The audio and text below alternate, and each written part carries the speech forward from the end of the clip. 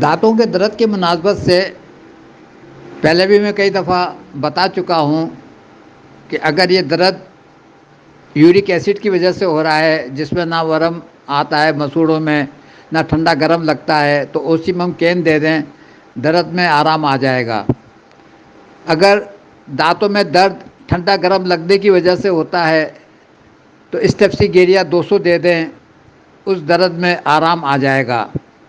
اسی طریقے سے اگر نیچے کے مسوڑے پھولے ہوئے ہیں، درد ہو رہا ہے، ہیپر سلفر 200 دے دیں، تھوڑی دیر میں مریض کو آرام آئے گا۔ اگر وہ دوا سوٹ کر رہی ہے تو وہی اس کو بنا کے دے دیں۔ اگر اوپر کے مسوڑے ہیں، پھولے ہوئے ہیں، تو مرگ سال 200 دے دیں۔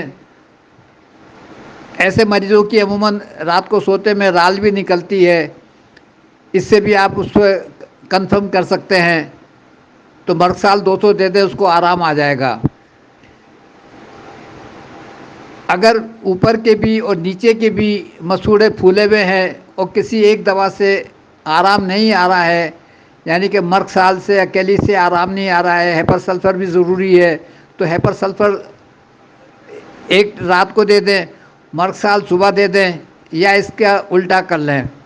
مطلب تو کہ دونوں مسوڑوں کی دوائیں ہیں اور مریض کو دونوں دواؤں کی ضرورت ہے، تو ایسا بھی آپ کر سکتے ہیں۔